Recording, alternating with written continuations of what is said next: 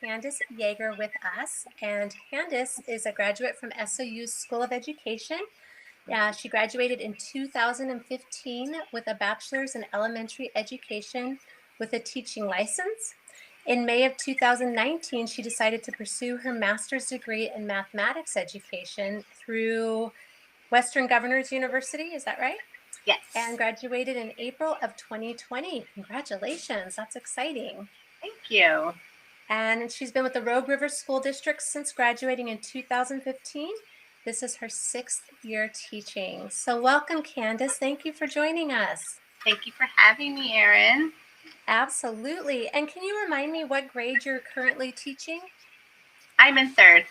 Third. And is that the grade you've been in since you started teaching? Yep, it is. That's wonderful. Yeah. Do you want to tell us a little bit about what brought you to teaching? I actually was a nurse's assistant for many years before I had children, and became a stay-home mom for about 5 years. And once my youngest was in kindergarten, I didn't know what I wanted to do. My kids are at school. What do I want to do now? So I started volunteering at the school, and then I was hired as a teacher's assistant in kindergarten teaching reading, and that's all it took. Working with the kids all day. I decided to go back to school then. That's wonderful. And so you were at home for 5 years with your two girls, and then how long were you the educational assistant again? 6 years, and the 7th year I was able to student teach at the same school. That's wonderful. And is that the school you ended up teaching at now, or was that a different school? Yeah. Nope, I am at Rogue River. Okay, that's wonderful. Yeah. And you've been there that whole time? I have. Have you seen any changes in the school since you started there? Well, I'm on my third principal in 6 years, so we've had a lot of change. Yes, a lot of change that way. The most recent has been the best as far as positive change. We've changed our, I'm trying to think of the word. Oh, we moved to restorative justice practices, which has been fantastic. A little harder this year because we're not really here. Haven't had to do a lot of that, but that's been a very, very positive change. That's wonderful. For those who don't know what restorative justice is, can you tell us a little bit about it? Yeah, it's the person who causes the harm basically has to take ownership for it, and typically they do something called a circle, and a lot of times they'll have the student and their parent from both parties, along with the principal and usually our behavior specialist, and they just sit and do a circle, talk about what happened, and typically that really resolves the problem in all parties. It's just smooth, it's calm. There's not just a punishment of being suspended. So kids aren't out of school, they're in school. It's just a great way for resolution for both parties. That's wonderful. Have you seen an improvement in your students' behavior since starting restorative justice? Very much. Yeah. In fact, I had a student last year who really struggled, was a little violent in the classroom, and by having a circle with my whole class and that student, and they read him letters about how they felt, completely changed him. Wow. Yeah, he became just a totally different kid, was respectful and kind to everybody. It was amazing. That's fantastic. And what a great lesson for him to learn about his behavior and how it affects others. Yeah. That's fantastic. Well, good. And so did you get training from the district on restorative justice when they brought it into the school, or? Yes, we do. We did many PDU whole staff. I think we did a couple of them, actually. Okay. That's great. That's wonderful. I wanted to ask a little bit about your master's in mathematics. What made you decide to go back and get a master's in mathematics? I think for me, mathematics was always my struggle area just in general growing up, and I just wanted to be able to teach it better. I mean, I feel comfortable with math, but I just needed more strategies and just really to dive into it deeper so I can be a better teacher for students in that area. That's wonderful. So are you doing any kind of curriculum development or anything for the district with your master's, or is it more just you're applying it in the classroom and using it with your own students? Yes, mostly just applying in the classroom using it with my own students. It's been kind of a different year, so I haven't been able to use it as much as I want. But now that we're back to hybrid, I'm able to start pulling in some things. So it's nice. It was a stretch for me because it's my more difficult area. Yeah, that's definitely an area that a lot of our student teachers struggle with initially. And so that's interesting you would choose mathematics over other things. Right. And for me, the easier route for me would have been something with writing or reading because those come easy to me. And I was like, nope, do something that's going to challenge you a little bit. So, and it was hard. I cried a lot, but I did it. Well, that's how you know you're growing, if you cry a lot, right? That's definitely how you know that change is happening. Does having a master's degree open up any doors for you at your school or in your district that may not have been open before? We're a really small district, so not at the moment since I've just obtained it last year. I've taken on more leadership roles, I guess you could say, but I wouldn't say I'm using it right now as a teaching tool with other teachers. I know there's a plan to down the road, but just not this year. Yeah, that makes sense. One thing you had mentioned is that you are now back to hybrid. Can you talk a little bit about what happened with COVID at your school and how that affected your teaching and your students' learning? Oh, sure. It was interesting because we started back, no students on campus. You're just going to be online only. That's it. And after just a couple weeks in, I had a student who was messaging me on Clever. We have Clever as part of our program where we can post assignments and we can talk to kids, message them back and forth. They have questions. And a student was actually messaging me, and she was sitting in the parking lot with her grandpa because they didn't have internet, joining Zoom. So they would drive to the school, join Zoom in the parking lot. And so I said, I'll be right out. So I went out and brought her in and told them just that one day that she's with them, that they don't have internet, she needs to just come here. She can just come here and I'll work with her. And that's what started me on limited in person. Then they decided we could have kids on campus. So I started with, I think I had a total of 5 in the mornings only on Monday and Wednesday. And then that grew to Tuesday, Thursday morning with another group. So I ended up having all my students except 6 stayed online the whole time until we went hybrid. And that was challenging because we were still using the online program. We were using Connexus. It's a whole school, basically an online school that we just joined that we were teaching. And so they were doing Connexus, coming here, and then we use iReady Math and Reading. So they had to do that iReady Math and Reading here. It was just a lot, very overwhelming. So when we went to hybrid, it actually made it a little easier because we got rid of the Connexus. So I'm teaching math and language arts when they're here. Half the class in the morning and half in the afternoon, Monday through Thursday. Wow. So you have half, and how many is half? I have 13 in the morning and 11 in the afternoon. And they come daily, 4 days a week, just for half the day. Yes. What are the requirements for cleaning in between classes? That sounds a little bit, wow. Yeah. Basically, I have them grouped the AM, PM. So there's 2 desks next to each other and 6 feet apart, spread out. And when they leave, I spray down their chair and their desk and wipe it. So everything gets sprayed and cleaned, and I clean all my equipment. And then the next group comes in, and then when they leave, I spray it all down and clean everything again. And then it gets cleaned again by the janitors. So it gets a double whammy. Isn't that amazing how much more we clean now than when we used to? Mm-hmm. Yeah, and in fact, today we did graphing, but we used Lucky Charms cereal. And I was like, how can I do this so that they can do it safely, because they're going to want to eat it. So they went to recess and I sanitized their desks again. And then when they came in, they washed their hands really well, and then they were able to touch them, and then they could slide a piece under their mask to eat it afterwards. The things we have to think of and plan at this point. It's amazing. Yeah. Wow. That is fantastic, though, that you were still doing something that's related to St. Patrick's Day. I'm assuming that's where the Lucky Charms came from and that Yeah. they enjoyed it.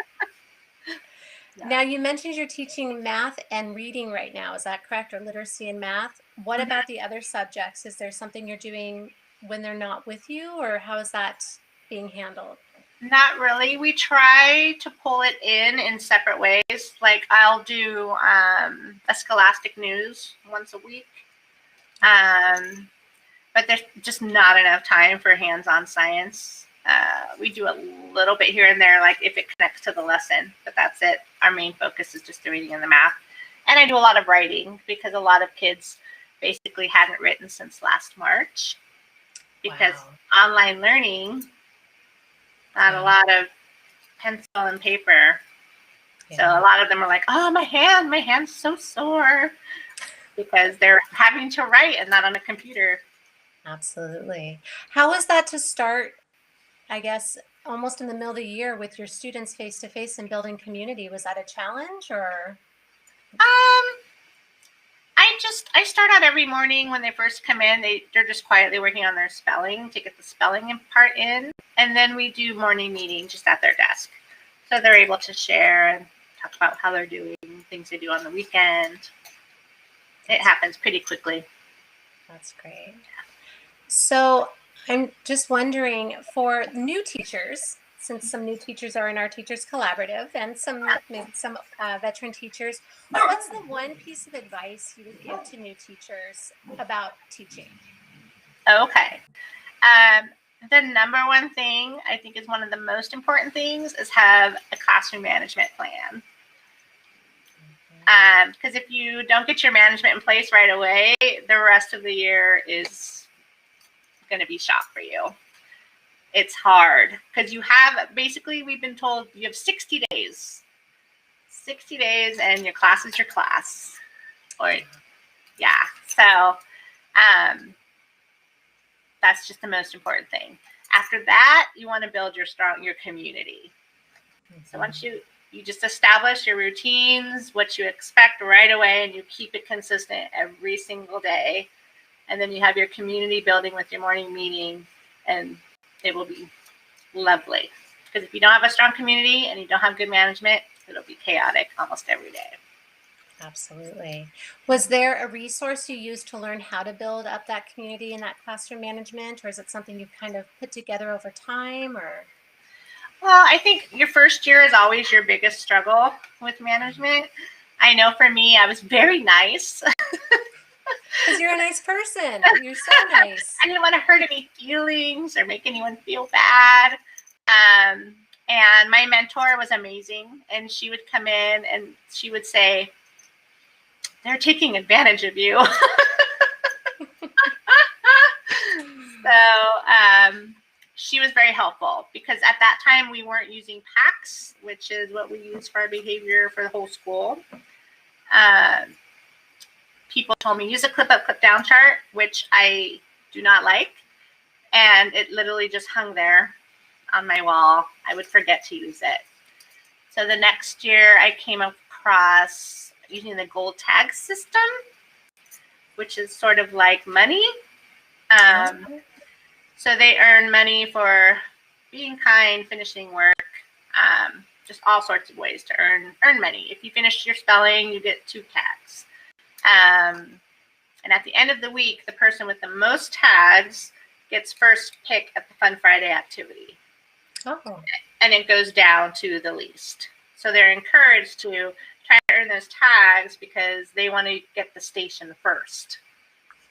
That makes sense. Yeah, and then a little slip goes home at the end of the week that says your child earned so many tags, and then if there's anything they need to work on behavior-wise, you check it off at the bottom. Okay. So that goes home to families, and if they bring it back the following Monday signed, they get 5 tags. So it's just keeps them working on their responsibility, all of that. It's very successful. I'm actually using it now, which is tricky and hybrid, because if I take it away, I have to throw it in the trash. I can't reuse it because it's paper. Oh, gotcha. Yeah, and instead of stations, I have STEM bins. And what are those? The STEM bins are science, technology, math, and Engineering? Yes, thank you. Engineering. So I have lots of Legos and magnetic tiles. I have Play-Doh with tools, and I usually will set up 2 art areas at either end of my U table. And so that's what they get to do for 30 minutes. So that's actually, it sounds simple, really. I mean, not simple. It sounds like you have to definitely be organized with it. But really the reward for students at the end of the week is 30 minutes of doing one of these bins or an activity before COVID. Yeah. And all the time that saves you in the classroom from having to manage some behaviors and stuff. I mean, a half hour is really not that much time to give up at the end of a week. Right. And they love it. They walk through the door, it's Fun Friday. That's their first thing they say. They're so excited. And yeah, and our Fridays are pretty much a Friday test, recess, and they have lunch. We come back for a story, and then it's Fun Friday. And then we do Scholastic News. That's usually my typical Friday. Sounds like a nice Friday. Yeah, and they love it. It's worth it. Yeah, I could see why that would be so enjoyable for them. That's great. I did see somebody post in the collaborative this week that they had just started a system kind of like this, a monetary system, and that it's been really, really successful for them. So I'm wondering if this is kind of the way we're going with classroom management. You mentioned you're using PACS too. Can you tell us just a little bit about that system? Yeah, PACS is productivity, peace, and health, I believe we call it. And every teacher wears a harmonica. So no matter where you go, it's the same attention getter. So you don't go to the library and get the claps, and you go to another room for reading and get, a bell. So everybody in the whole school has a harmonica. So that's the attention. And when they hear the harmonica, they automatically do this. Okay. And so there's kernels that go with PACS, and you work your way through the kernels. One of the first ones, I actually have it right here, is Granny's Wacky Prize. So if everybody finished an activity or they all went to PACS silently right away, you pull out a Granny's Wacky Prize, and it's a silly thing you do as a whole class. The next thing is PACS timers, and I use those along with the gold tags. PACS timers are the most amazing thing ever. So you practice at the beginning of the year, and it sounds silly, but it's so necessary. Moving from desk to carpet, carpet to desk, lining up for lunch, lining up for library, lining up to come in from lunch. And you time it. You say, okay, we're going to time it today. And then you write that time down. And every time they beat the timer, they get a spot on I use a bingo board. And so they fill up the bingo board. If we do a blackout, we have a class party. If we do just a week, they can have extra recess or just a full strip. So the timers do the timers. So is the timer really just setting up those transition times to go for a small amount of time as possible? Yeah, so there's no talking, messing around. It's, okay, my timer's on, ready to go. And they move and they sit down and you're ready to roll into the next thing without any issue. It's amazing. That's so great. Yeah, so there's a lot of it sounds like there's a little bit of outer rewards as well as inner, like the extrinsic rewards with the money, the intrinsic with the activities, and just the kind of the celebrating that they're just doing a good job. So there's like a balance between the two. Yeah. That's really great. Yeah. Another one is called the Good Behavior Game that goes with PACS. So kids will have their team for the day or forever. I don't know how. All teachers do it different. But so that team will have matching bracelets that they just leave on their desk. And so they try not to get spleens throughout the day. They're called spleens. And so a spleen would be a blurt playing in your desk, talking to your neighbor, that kind of thing. And your goal as your team is to have the least amount of spleens a day. and then you decide what prize or whatever or activity the winning team gets. For me, it would be they would earn dollars for the classroom dollars. That's another one. Can't think of all of them, but we have PAX Quiet, PAX Voices, all of that. So is this something that you work on with the kids then at the beginning, again, at the year? It's that part of that setting up the community, going over these kinds of things, and I guess in fun ways with them to get them excited about it? Yeah. Okay. Wow. Yeah. That's great.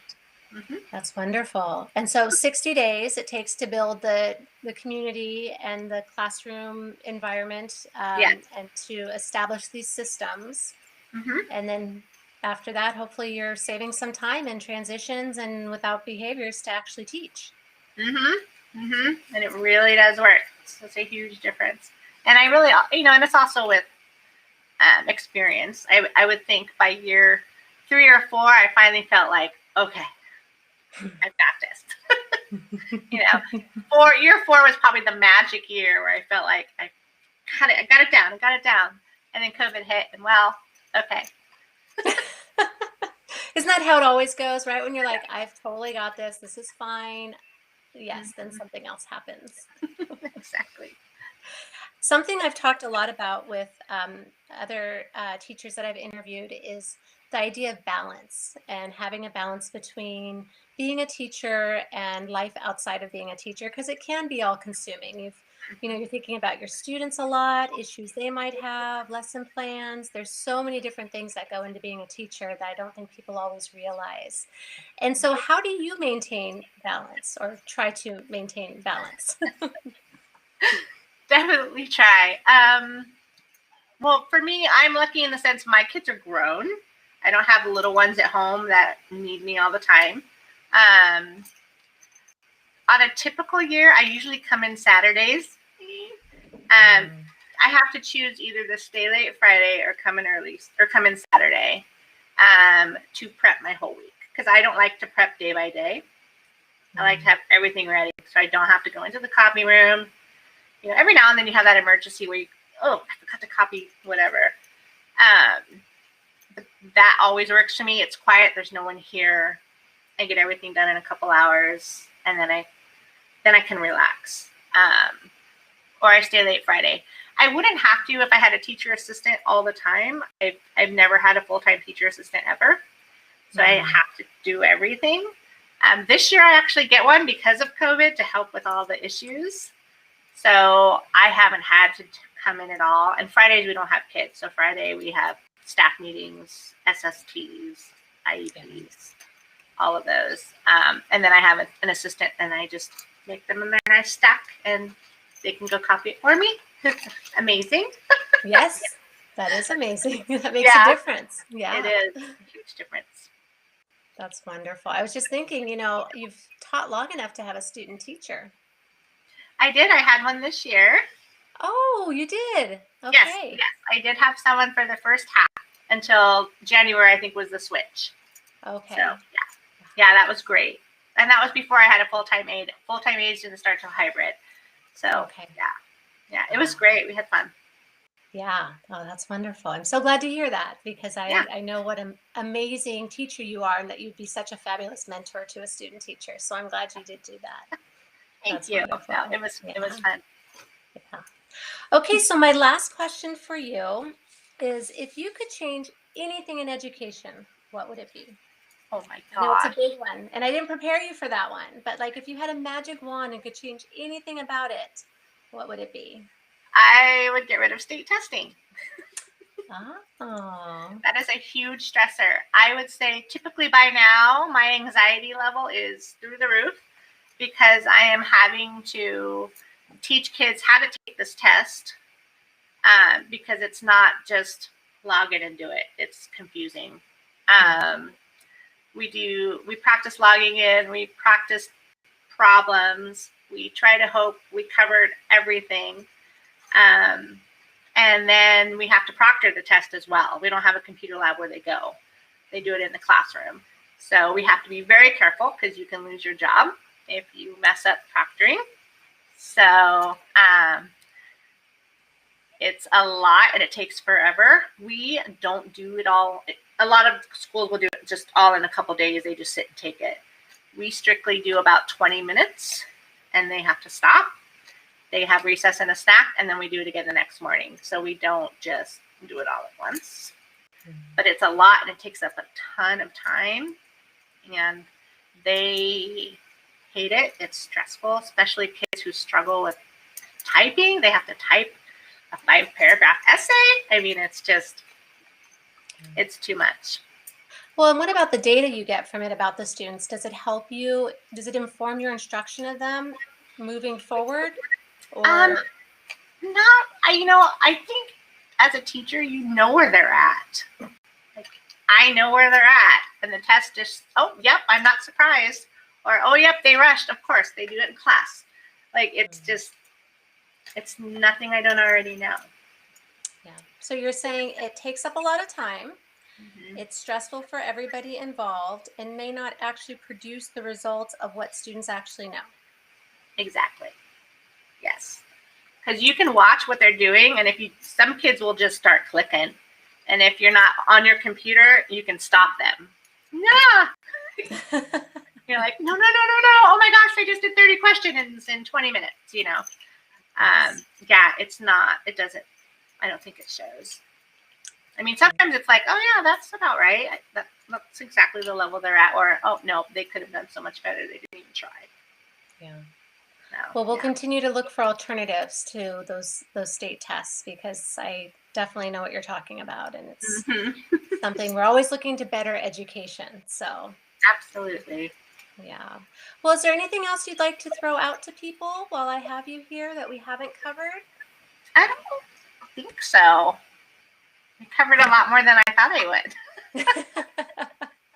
Well, thank you so much for joining me. It's so good to see you. I can't believe it's been 5 years. I think we said 5 or 6 years since I've seen you last. But I love that a lot of the teachers we prepare in our programs stay local. So we know that we've got fantastic teachers in our schools, and it's so nice to be able to catch up. So thank you so much. It is. Yeah. Thank you for having me. It was fun. I hope I helped somebody. I'm sure you did. And enjoy the rest of your afternoon and have a great spring break. All right. Thank you. You too. Thank you. Okay. I'll see you soon. All right. Bye, Candace. Bye.